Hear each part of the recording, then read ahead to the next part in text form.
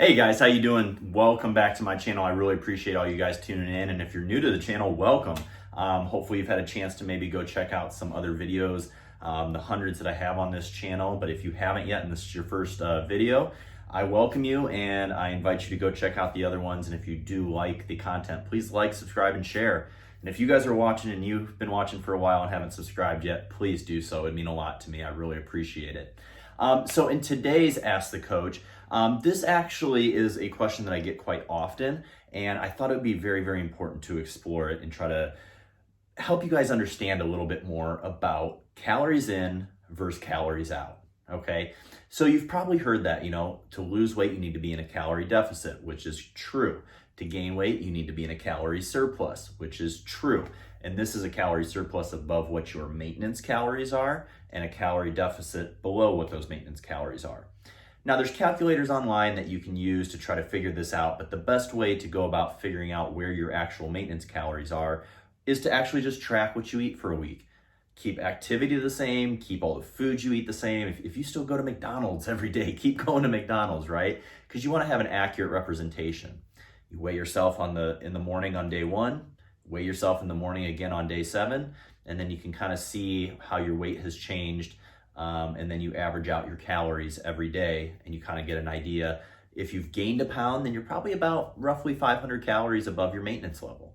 If you've lost a pound, then you're probably about 500 calories below that maintenance level, right? And if you've pretty much stayed basically the same, then you know those average calories are kind of where your maintenance level is at. But what we want to talk about during this is calories in versus calories out. So you know that we need to be in a calorie deficit, right? And we can do so by taking food away. But this isn't always going to be the right answer, and I'm going to tell you why. When we start taking calories, when we start dropping calories, okay, and we start getting into a deficit, well, what we are also doing is we are taking a lot of energy source away from our body. So when we have low energy, what does our body want to do? Well, the natural instinct of it is that whatever you do take in, it wants to hold on to run your internal organs, right? To maintain homeostasis, to keep you alive. So what does this do for the rest of your activity, the rest of your day? Well, you aren't going to be as active, okay? Sure, you might still go to the gym, you might, do your cardio, whatever it is, but everything outside of that, you're going to lessen that, okay? So what we call your N.E.A.T, your non-exercise adaptive thermogenesis. This is like the fidgeting that you do, right? This is like the little walking around that you do, just the extra movement during the day that you don't even really think about that you're doing. Naturally, your body starts to suppress that and maintain that energy to support your life, okay?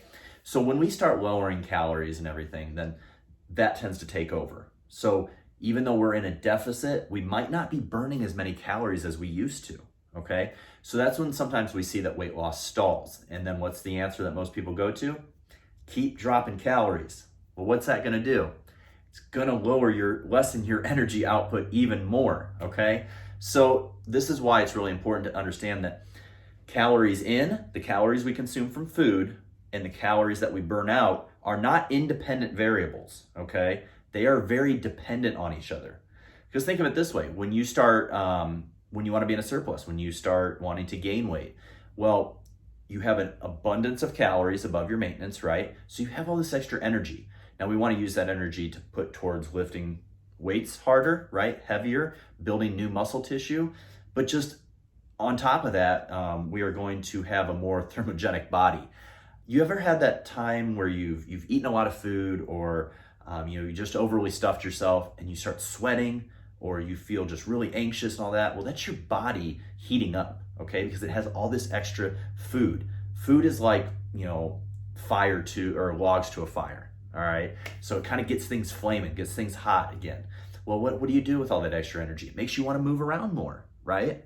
So it's the same concept when you add calories in as you take calories away. You take calories away, you drop calories, your energy is going to drop to support and maintain life. As you add calories back in, you don't have that threat anymore. Your body doesn't sense that threat that it needs to hold on to everything because it doesn't know when it's going to get more food and it needs to support life. You have an abundance of food. You have an abundance of calories, okay?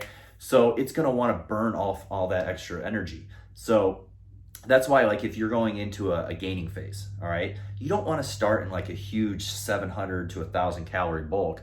You just need to start in about 150, 200 calorie.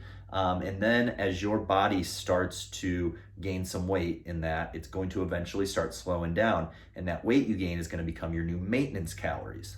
Why is that? Well, it's for a few reasons. I talked about the N.E.A.T. I talked about the I talked about the thermogenic effect in your body, how it's just naturally going to heat up. But those extra calories you're taking in and you're exercising, you're building new lean body tissue. And what supports new lean body tissue? More calories, right? So as you put on new muscle, as you put on new lean body tissue overall, it's going to take more calories to support that. Okay, so I hope you understand a little bit more why calories in versus calories out are not independent of each other. They are very dependent on each other. The more calories you take in, right, the more energy that you're going to have to burn off.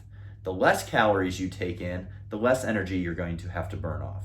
So that's why sometimes when people hit like a stall in their fat loss, their immediate answer is, let's drop calories even lower. And then they don't see any weight loss. Why is that?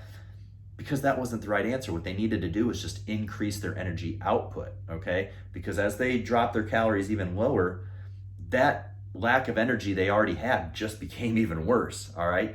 All they're wanting to do is just lay around. They have no energy to take their dog for a walk. They have no energy to clean the house. They have no energy to garden or work on home projects. All these little things that build up and add up calorie burning throughout the day, okay? Walking, maybe you park a little closer at the store instead of farther away because you just don't have the energy to walk as much anymore because you're saving all that energy just for training. Whereas when you're in a calorie surplus, when you are taking in more calories than you need, you have all this abundance of extra calories to your disposal to use.